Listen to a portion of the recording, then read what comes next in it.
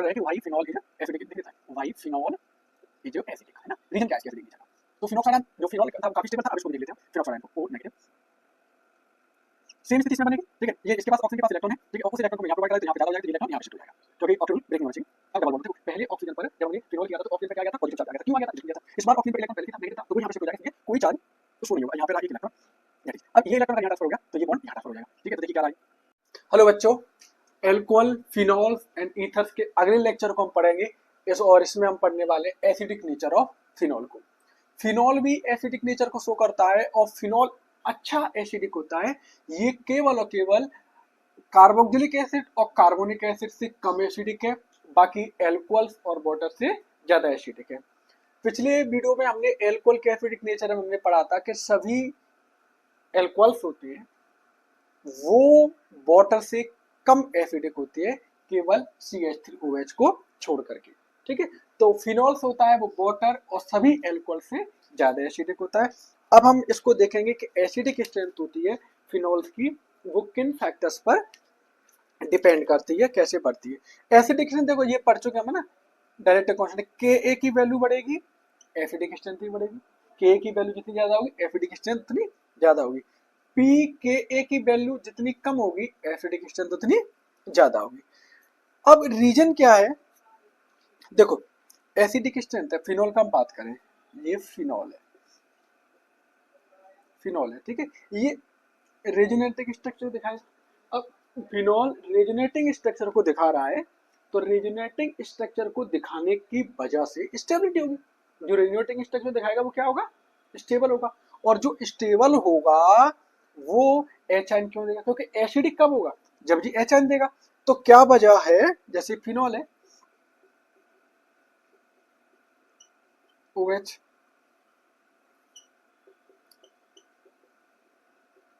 क्या बना है, phenoxide ion plus H ion. जब फिनॉल रेजोनेटिंग स्ट्रक्चर को शो करता है तो क्या रीजन है कि इसने एच आयन दे दिया।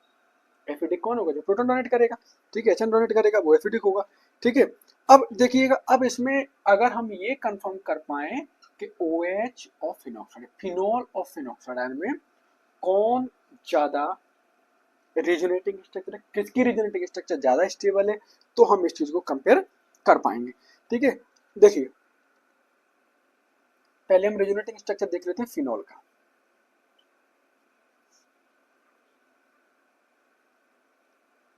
OH, ऑक्सीजन के पास एक लोन पेयर है, यहाँ पे जो कार्बन होता है, हमने लास्ट वीडियो में पढ़ा था, ये sp2 हाइब्रिड कार्बन है, ठीक है, जो टेंडेंसी रखेगा ऑक्सीजन से इलेक्ट्रॉन को लेने की। अब यहाँ पर कितने हो जाएंगे, 4 2 6 7 8 से एक इलेक्ट्रॉन सिग्नल ले ले तो कितने हो जाएंगे, 9। तो ऑक्टेट रूल को ब्रेक करेगा तो ये अपना इलेक्ट्रॉन यहाँ पे दे देगा, तो क्या बना,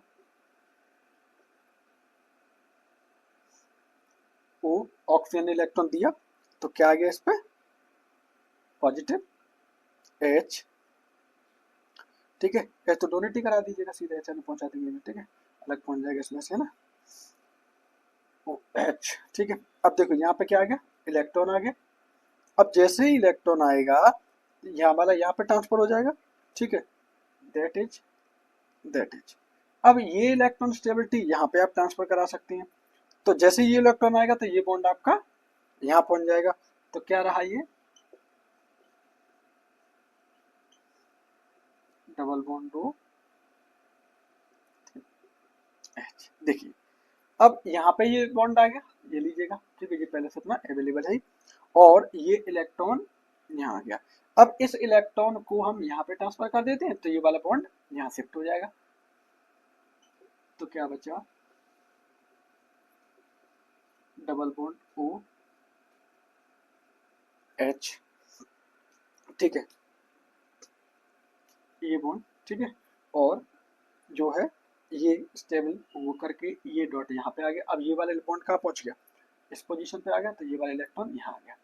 अब क्या करेंगे, ये इलेक्ट्रॉन अगर यहाँ पहुंच जाएगा तो ये कार्बन कहेगा अपना बॉन्ड भाई वापस लो, तो ये बॉन्ड इसे वापस दे देगा, बॉन्ड वापस दे देगा। तो जैसे ही बॉन्ड पहुंचेगा तो ऑक्सीजन प्लस था, ये इलेक्ट्रॉन ऑक्सीजन को दोबारा मिल जाएगा, तो ये इलेक्ट्रॉन मिल जाएगा, तो क्या बना OH। तो इस तरीके का आपको स्ट्रक्चर देखने को मिलेगा जो स्टेबल है।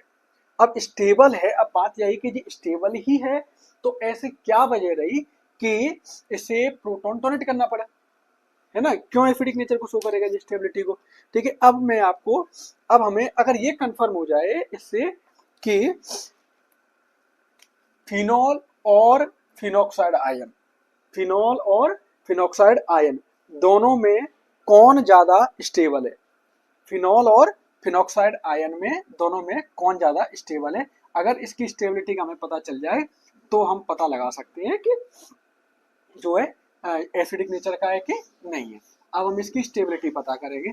फिनॉल का हमने रेजोनेटिंग स्ट्रक्चर देख लिया, अब हम रेजोनेटिंग स्ट्रक्चर बनाएंगे फिनॉक्साइड आयन का। ठीक है, फिनॉक्साइड आयन का रेजोनेटिंग स्ट्रक्चर देखते हैं। ठीक है, देखिए फिनॉक्साइड आयन का रेजोनेटिंग स्ट्रक्चर। तो अब हम फिनॉक्साइड आयन का भी स्टेबिलिटी चेक कर लेते हैं। ठीक है, हम पढ़ रहे हैं कि वाई फिनॉल इज एसिडिक, लिख देता है वाई फिनॉल इज एसिडिक, है ना। रीजन क्या है इसके एसिडिक नेचर का, तो फिनॉक्साइड आयन जो फिनॉल था वो काफी स्टेबल था। अब इसको भी देख लेते हैं फिनॉक्साइड आयन को, ओ नेगेटिव। सेम स्थिति इसमें बनेगी। ठीक है, ये इसके पास ऑक्सीजन के पास इलेक्ट्रॉन है। ठीक है, और उस इलेक्ट्रॉन को मैं यहाँ प्रोवाइड करा दूँ तो यहाँ पे ज्यादा हो जाएगा, तो ये इलेक्ट्रॉन यहाँ पे शिफ्ट हो जाएगा, क्योंकि ऑक्टेट रूल ब्रेक नहीं होना चाहिए। अब डबल बॉन्ड देखो, पहले ऑक्सीजन पर जब हमने फिनॉल किया था तो ऑक्सीजन पे क्या आ गया था, पॉजिटिव चार्ज आ गया था। क्यों आ गया था, इलेक्ट्रॉन गया था। इस बार ऑक्सीजन पे इलेक्ट्रॉन पहले से था, नेगेटिव था, तो वो यहाँ पे शिफ्ट हो जाएगा, इसलिए कोई चार्ज शो नहीं होगा। यहाँ पे रहा एक इलेक्ट्रॉन, दैट इज। अब ये इलेक्ट्रॉन अगर यहाँ ट्रांसफर हो गया तो ये बॉन्ड यहाँ ट्रांसफर हो जाएगा। ठीक है, तो देखिए क्या रहा है, डबल बॉन्ड टू इलेक्ट्रॉन यहाँ रहा। इस इलेक्ट्रॉन को मैं यहाँ पहुंचा दूं तो ये बॉन्ड आपका यहाँ पहुंच जाएगा।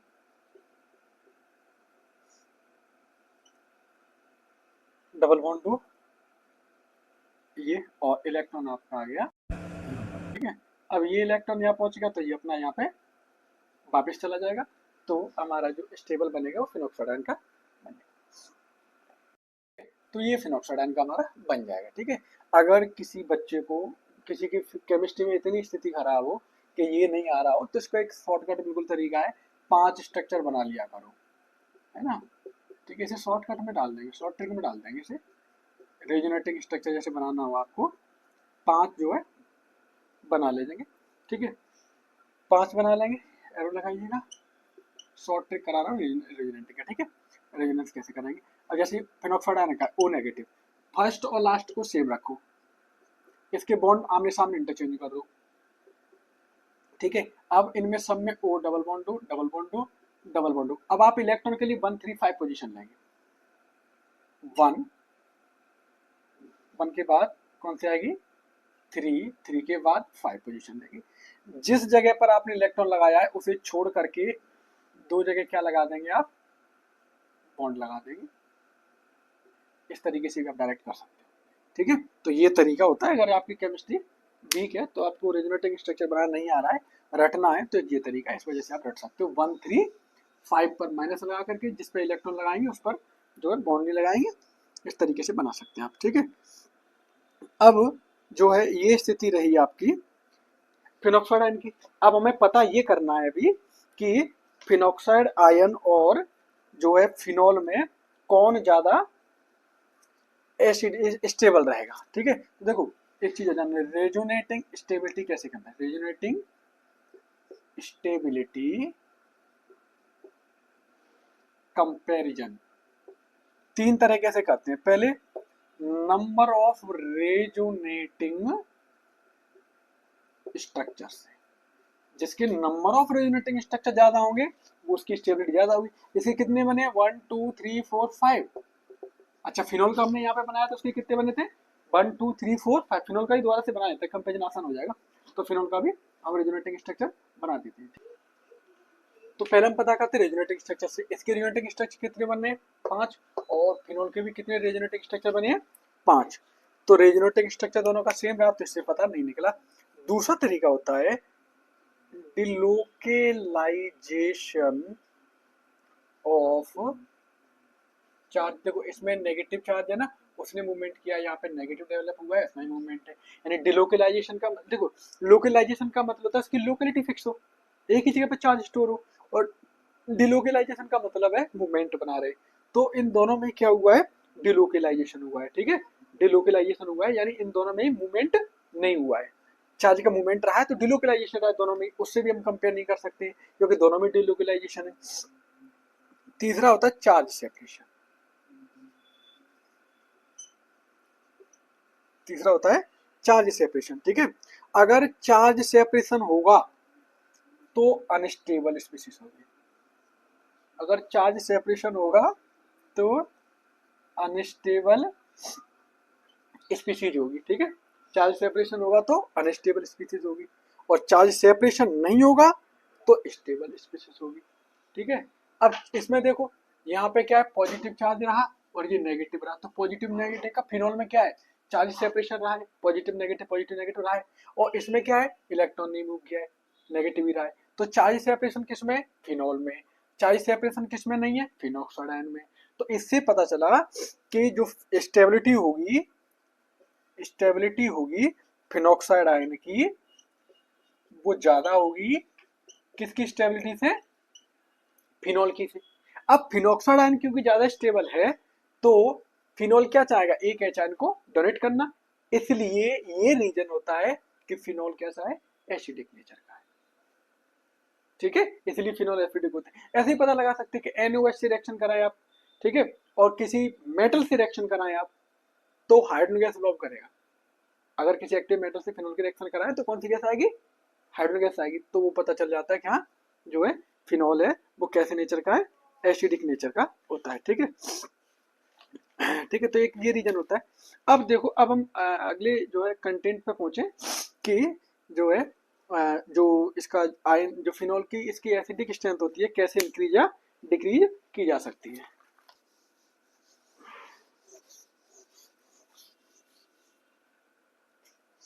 अब हम जानेंगे effect of substituents, effect of substituents on acidic strength of phenol। Phenol की एसिडिक स्ट्रेंथ पर सब्स्टिट्यूशन का क्या फर्क पड़ता है, ठीक है। जैसे EWG अगर हम लगा दें, ठीक है, EWG का मतलब electron withdrawing group, electron withdrawing group. अगर हम ये लगा दें फिनोल पे, इलेक्ट्रॉन विड्रॉइंग ग्रुप होते हैं वो माइनस के इंडक्टिव इफेक्ट या माइनस के मीजोमेरिक इफेक्ट दिखाने वाले होते हैं। ये फिनोल की एसिडिक स्ट्रेंथ को क्या कर देते हैं, इंक्रीज कर देते हैं, ठीक है, ये increase acidic nature of phenol क्यों कर देते हैं, ठीक है, due to delocalization of charge, ठीक है। अब डिलोकलाइजेशन होगा चार्ज का तो इससे क्या बढ़ जाएगी, स्टेबिलिटी, यानी ये फिनोल से एच आयन को निकालना इजी कर देते हैं, इस वजह से फिनोल ज्यादा स्टिक हो जाता है। देखिए मान लीजिएगा जो है ये फिनोल है और आपने यहाँ पर कोई EWG ग्रुप लगा दिया, हेलोजन हो सकता है, नाइट्रेट ग्रुप हो सकता है, NO2 ग्रुप हो सकता है, कोई भी ग्रुप हो सकता है, EWG आपने लगा दिया। अब देखिए क्या रहा, यहाँ पे ग्रुप है आपका EWG, ठीक है, और HR निकाल दिया, यहाँ पे आपका, इसने क्या किया, इसने जैसे देखो यहाँ पे क्या होता है, यहाँ पे sp2 हाइब्रिडाइड कार्बन होता है, ये sp2 हाइब्रिडाइड कार्बन होगा, ये क्या करेगा, ऑक्सीजन से इलेक्ट्रॉन को अपनी ओर खींचने की कोशिश करेगा।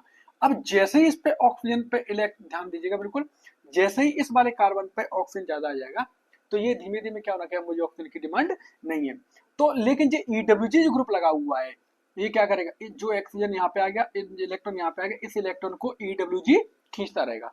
तो इस वाले कार्बन पर जो इलेक्ट्रॉन डेंसिटी है वो कम रहेगी, ज्यादा नहीं हो पाएगी। क्यों?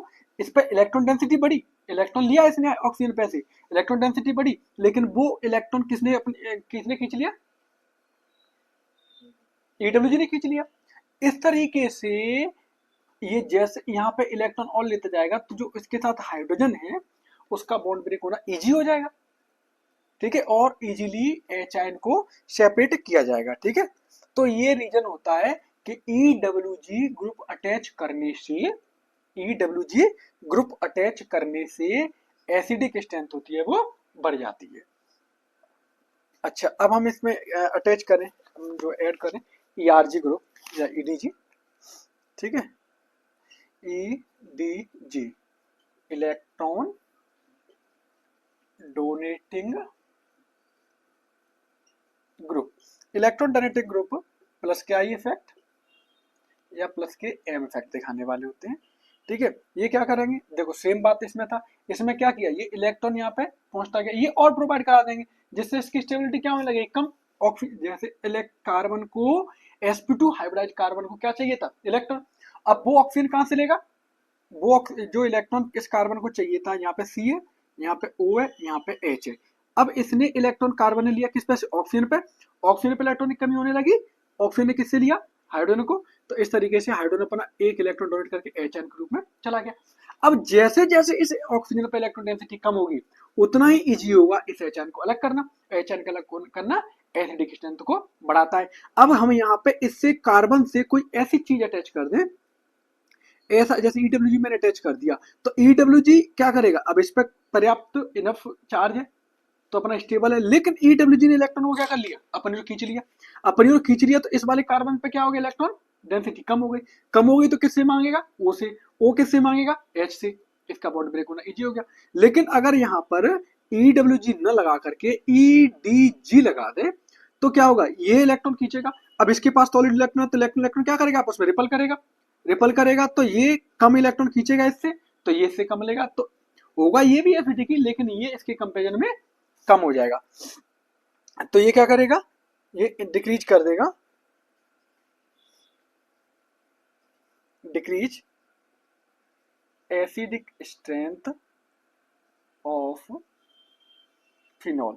क्यों डिक्रीज कर देगा, क्योंकि इलेक्ट्रॉन डेंसिटी बढ़ जाएगी, ठीक है, क्योंकि electron density on oxygen is increase, electron density बढ़ जाएगी, ठीक है। अच्छा, एक चीज और बताते हैं, ये इफेक्ट ऑर्थो और पैरा के लिए होता है ना। ये इफेक्ट है किसमें ज्यादा होगा, ये वाला ऑर्थो और पैरा में, और सेम ये भी किसमें ज्यादा होगा, ऑर्थो और पैरा में। ये ऑर्थो और पैरा में ज्यादा होता है। अब देखो ये तो कंफर्म हो गया कि मेटा में ये इफेक्ट क्या होगा, कम। ज्यादा किसमें होगा, ऑर्थो और पैरा ग्रुप में। अब दोनों में ही कंपेयर करना होगा, ये नोट कीजिएगा। अगर हमें दोनों में ही कंपेयर करना हो कि ऑर्थो और पैरा में से आपस में इंडिविजुअली कौन सा ज्यादा होगा, तो कैसे करेंगे, देखिए।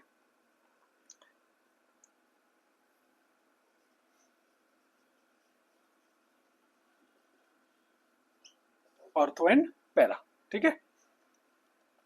देखिए ऑर्थो में क्या होगा, इन ऑर्थो, ठीक है, ऑर्थो में क्या होगा, हाइड्रोजन बॉन्डिंग बनेगी। क्यों बनती है, जैसे मान लीजिएगा ये मैंने ऑर्थो नाइट्रोफिनॉल लिया, OH है ना, नाइट्रोजन बॉन्ड बनाया O। अब यहाँ पर ऑक्सीजन हाइड्रोजन में ना फॉर्म, फ्लोरीन ऑक्सीजन और नाइट्रोजन के साथ हाइड्रोजन क्या बनाता है, हाइड्रोजन बॉन्ड। अब यहाँ पर इस हाइड्रोजन और इस ऑक्सीजन के बॉन्ड के बीच, इस हाइड्रोजन और इस ऑक्सीजन में क्या बन गया, हाइड्रोजन बॉन्ड बन गया। हाइड्रोजन बॉन्ड बनने से इसे एक एक्स्ट्रा फोर्स ऑफ अट्रैक्शन मिल गया, जिस वजह से ये इजीली इलेक्ट्रॉन को नहीं डोनेट कर, इजीली एच आयन को डोनेट नहीं कर पाएगा, करेगा लेकिन इजीली नहीं कर पाएगा, थोड़ा सा ऑब्स्टिकल पैदा करेगा। तो ये इस वजह से इसकी जो एसिडिक स्ट्रेंथ है थोड़ी सी क्या हो जाएगी, कम हो जाएगी। तो ठीक है, एसिडिक स्ट्रेंथ कम हो जाएगी, तो जो है पैरा आइसोमर की एसिडिक स्ट्रेंथ होती है वो ज्यादा होती है किससे, ऑर्थो से, ठीक है। अब देखो एक ये दिया है, ये मैंने पूरा के पूरा सबका एक सीक्वेंस बना दिया है, इससे आप इजीली जो है समझ सकते हो कि एसिडिक स्ट्रेंथ का सीक्वेंस क्या है। ठीक है, इसमें 3 EWG लगे हुए हैं, इसमें 2 EWG है और इसमें 1 EWG है ना। तो इलेक्ट्रॉन विड्रॉइंग ग्रुप जो है, आप देखो इसको मेन मानो, इसमें फिनोल वाले को फिनोल से कंपेयर करें आप। ठीक है, फिनोल अपना इंडिविजुअल है, इसकी कोई अपनी इंडिविजुअल एसिडिक स्ट्रेंथ है। तो EWG लगाने से एसिडिक स्ट्रेंथ बढ़ेगी और ERG लगाने से एसिडिक स्ट्रेंथ कम होगी। आपने 3 EWG लगाए, बहुत एसिडिक हुआ, 2 लगाए, कम हुआ, 1 EWG लगाया, कम हुआ। अब 1 EWG आप देखोगे तो 3 उसमें लगा हुआ है, 1 EWG देखोगे तो 3 में लगा हुआ है। ठीक है, अब इसमें देखो, इसमें तो 3 EWG सबसे ज्यादा एसिडिक है ना, क्योंकि इलेक्ट्रॉन पर तीनों तरफ से खींचा जा रहा होगा, ये 2 तरफ से खींचा जा रहा है। अब देखो इसमें 1 EWG ग्रुप है, 1 EWG ग्रुप है, 1 EWG ग्रुप है ना। इसमें एक की तो जितने जानते हैं आप, ऑर्थो मेटा पैरा, ऑर्थो और पैरा, ऑर्थो और पैरा ज्यादा एसिडिक होती है मेटा से, तो मेटा वाला कम एसिडिक रहा। और ऑर्थो और पैरा में अभी हमने कंपेयर किया था, ऑर्थो और पैरा में कौन ज्यादा एसिडिक था। ठीक है, ठीक है, पैरा वाला जो ज्यादा एसिडिक था। ठीक है, ये वाला ज्यादा एसिडिक था, है ना, क्योंकि देखो अभी हमने इसमें पढ़ा था। ठीक है, अभी हमने इसमें पढ़ा था, क्या हुआ था इसमें, ये था, एक चीज और से कंफर्म कर लें, शायद इसमें पता नहीं क्या था, OH और ये N डबल बॉन्ड O। ठीक है, ऑर्थो में इसमें क्या बन गया, हाइड्रोजन बॉन्ड बन गया, इस O और H में क्या बन गया, हाइड्रोजन बॉन्ड बन गया। हाइड्रोजन बॉन्ड बन गया तो फोर्स ऑफ अट्रैक्शन बढ़ गया, तो ये H आयन जाने में अब आसानी नहीं होगी, नहीं होगी, तो इसकी एसिडिक स्ट्रेंथ थोड़ी सी क्या हो जाएगी, कम हो जाएगी। ठीक है, ये बात ध्यान रखना, पहले भी एक्सप्लेन किया था, क्या था उसमें देख लीजिएगा। लेकिन इसकी एसिडिक स्ट्रेंथ क्या हो जाएगी, कम हो जाएगी, तो ये ज्यादा एसिडिक होगा इससे। अब ये फिनोल रहा, तो जितने भी EWG जुड़े सबकी सब फिनोल से ज्यादा एसिडिक। फिनोल का अपने आप सीक्वेंस आपने EWG का देख लिया। अब ये जुड़े हुए ERG, ये जुड़े हुए ERG है ना। अब इसमें भी सेम करोगे आप, 3 ERG जोड़ दो, वो क्या हो जाएगा, लेस एसिडिक। अब यहाँ पे 2 ERG, यहाँ पे 3 ERG। ठीक है, अगर आपको 2 ERG 3 ERG जोड़ना है तो यहाँ पे 2 ERG वाला आ जाएगा, यहाँ पे 3 ERG। जितनी ERG जोड़ते जाओगे उतनी एसिडिक स्ट्रेंथ कम होती जाएगी। ठीक है, सेम इसमें रहता है। ठीक है, ऑर्थो मेटा पैरा। ठीक है, ऑर्थो मेटा पैरा, तो सेम इसमें रहेगा सीक्वेंस इसका। तो ये इस तरीके से EWG और ERG की एसिडिक स्ट्रेंथ रहती है ना। अब जैसे मान लीजिएगा, एक तो आपको कंसेप्ट वाइज समझ में आ ही गया, नहीं भी आया हो तो इसको बिल्कुल रट लीजिएगा, रट लोगे तो पता चल जाएगा आपको क्या एसिडिक स्ट्रेंथ है।